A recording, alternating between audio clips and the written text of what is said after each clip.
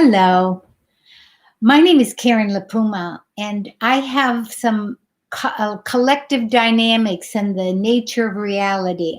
I'm a writer of a toolkit for awakening, a spiritual journey, and also I'm an astrologer and I read tarot. So this is about astrology. What's the dynamics, the collective dynamics, and how it affects us? The Hermetics have a great axiom: as above, so below. And what happens out there in the collective is happening inside us.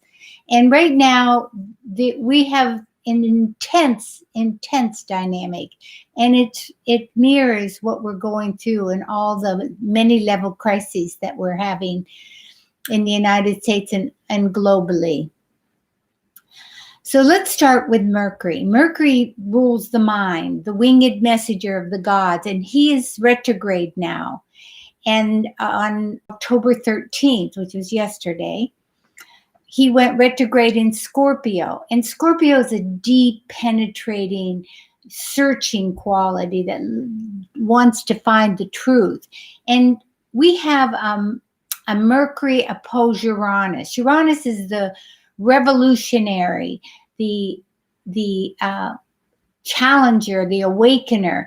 And so an opposition has to do with polarity, energy, and relationships.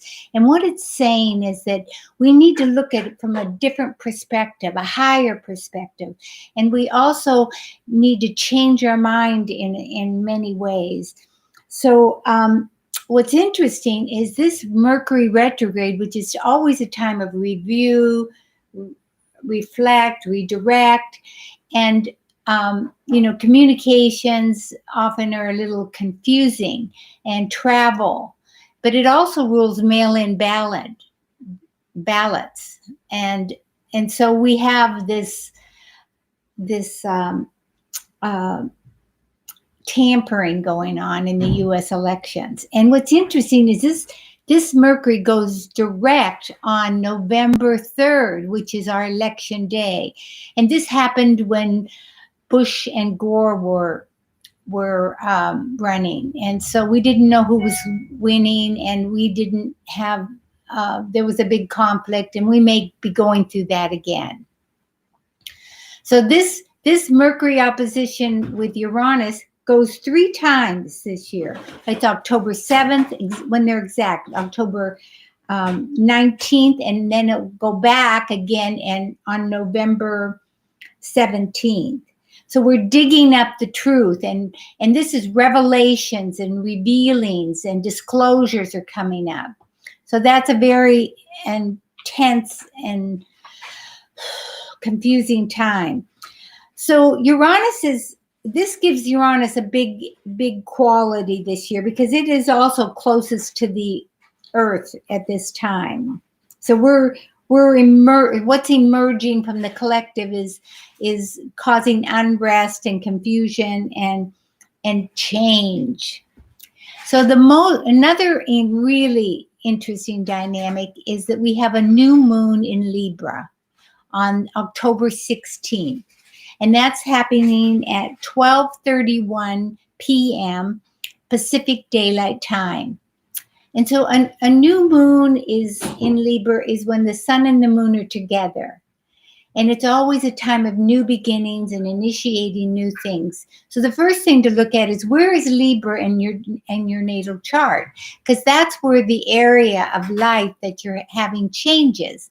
So we have a sun-moon conjunct in Libra. But this is forming in opposition with Mars in Aries, and Mars is the energy, drive, the individual, the warrior energy in Aries, sovereignty, freedom loving, and it's conjunct Eris, E-R-I-S. And Eris is the new dwarf planet that is way out there in the solar system. And she represents, which means it moves slowly. And she represents the revealer of discord. So that needs to speak up. So we have Mars, the warrior, aggression, assertion in this hot energy, retrograde. And when a retrograde after the sun in the sequence are opposing, which make it closer to the Earth. And so that also emphasizes, adds intensity. So we have a Mars in its own sign, retrograde, intensifying, and we have it opposing the sun and the moon. And remember, this is kind of like a month reading. And then it's conjunct Eros. So we have this opposition, and it's the polarity of me versus others. But this opposition has this T-square. And over here, we have Jupiter, expansion, amplification, Saturn, bind, restricts, limit, controls, brings to form and manifest, and Pluto, death, rebirth, catharsis, purging, and regeneration, all in the sign of Capricorn, which is institutions, authority, structures, government. So we have these patriarchal duo, and this is why 2020 has been a game changer, because we've had these patriarchal heavies in the sign of Capricorn regenerating, and we have Mars, the individual and the people against the government, and then this new moon. Also, we have Haumea there, and Haumea is like a gift from God. She's another dwarf planet, and she represents fertility and creativity and regeneration. She was able to give birth from every part of her body and could be old and then regenerate to new. So she's right there with the new moon. So that's 8 energies all in this dynamic configuration. And so how does that affect you? Well, it's heated now. There's emotions are high. There's an intensity. We have this enormous COVID global disease that's happening, and also, it's important to know that this is a supermoon because it's closest to the Earth. So. And they're all in cardinal signs, and cardinals are mutable. Cardinal signs are movement. They're what initiate the seasons, and they're goal director. They move out of the self, looking for a goal. So this is action oriented. This is let's do. This is not just no. It's a real energy. So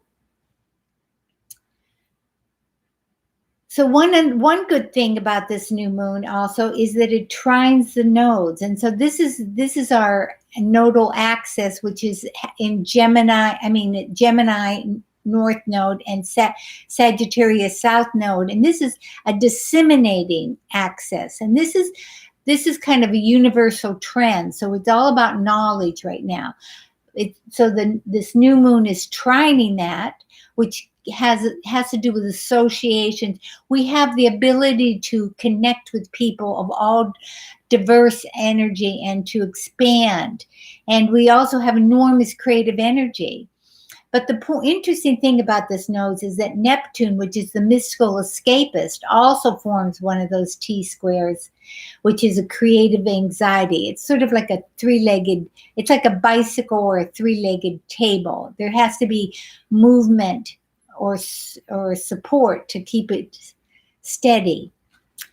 So with Neptune on the bends, they call it, squaring the nodes, is that truth and fiction are all blurred. We really don't know what's happening, what's real, what's true. But this disclosures is happening right now. So it's really important to really go into your heart and into your mind, really be discriminating and really look at feelings. And it's important that the collective out there is a reflection of what we are individually as a collective. So the most important political or evolutionary gift that you can give is to take care of your inner nature and to heal yourself and to stay calm and to raise your vibration and set intentions and be magnetic. So to stay, even though there's a huge fight going on there, look at it, but don't put your head in it. Don't be drowned in it. Try to keep that vibration up. There's a higher purpose to all this. It really is. And we're in a death throes right now of the old regime, and it'll be still going on till 2023 when Pluto goes out of Capricorn. But we have a beginning in December, because Jupiter and Saturn will be conjunct on December 19th, and the winter solstice, and that will begin a whole new social economic cycle. These are called the Great Conjunctions. They happen every 20 years. But what's interesting, in the last 200 years, all but one time, they were in the earth signs, which are grounded and materialism, and now they're beginning to go in air sign. And air signs are more lighter and technological. It's Aquarius, humanitarian, brotherhood, the people. So there's a whole new trend. So the next 200 years, we have this lighter and more intellectual concepts of what the social economic. So we have a lot going on right now. We have the sins of our fathers, and I'm still feeling that. That's what I felt, for the patriarchal sins that we're feeling. We have racism. We have prejudices, the misogynistic, the whole taking our rights. We're really in it right now, and we just need to know that when we look at the Saturn-Pluto conjunction and Jupiter amplifying it, Saturn was the god of the stodgy father god who ate his own children. So it's a creativity killer. And Pluto abducted the innocent. He stole his wife, young maiden. And so we feel like there's a lot happening that is kind of contracting, and we just need to keep our heart open, trusting, and reevaluate how can I transform my relationship? What do I need to do to my own personal life to change and grow? How can I own my own authority and reevaluate my values, and also using my mind? What is dominating my thinking, and what do I allow to control me? These are things to ask, and one that I often try to understand is, how can I still compassion and understanding to the other side of the divide? We're in a huge division. It's the ununited states right now, and what can we do to listen and to understand what's happening, and what can we do to bring unity to ourselves, within our unconscious and our conscious, and in our world. So this is spiritually, this is the way out, because of that nodal axis with Neptune. Neptune rules spirituality, and the more we have our personal practices and pray, meditate, be in nature, find breathing. It's very, very important. It's interesting. I've got two interesting things. This new moon in 23 Libra, 53 years, almost 24 degrees Libra, is conjunct the fixed star Spica, and that is a blessing fixed star. And they say the fixed stars are closer to heaven. The planets and the people are way down here, but They're way up there. And this is very significant. It's like a Venus Mars. They were lovers, and they were, it brings success and renown and lightness and sweetness. So there's a really positive energy to that degree of that new moon that we're having. And also, we have that Hamaya there, as I said, which is creativity and fertility. And in Vedic, this is the nakshatra, the lunar mansions. This is Chitra. And Chitra was a celestial archetype. So this is also enormous mental creativity. And the symbol is the jewel or the bright star or the shining jewel. I know. So we have Venus in Virgo right now, and it's in the beginning of right now, in the beginning or middle of the month, we have it in positive aspects with Mercury and Uranus. It trines Uranus and sextiles Mercury. So this gives creative mental energy. As it moves later into the month, we have the Venus in Virgo grounded value systems. We have that trining, which is ease and flow, with these three patriarchals in Capricorn, which gives enormous creativity and grounding to the creative energy. So this is keeping, she's the planet of love and creativity. So there's a really beautiful flow there. So that's a positive thing. So there's a higher purpose to these times, and it's important that we remember that and to do our part. And remember, the most important thing is set intentions and be magnetically creative. I hope you have a great week, and I thank you for listening, and many, many blessings. And check out soul-source.org, soul-source.org. That's my website for more information. Many blessings. Bye.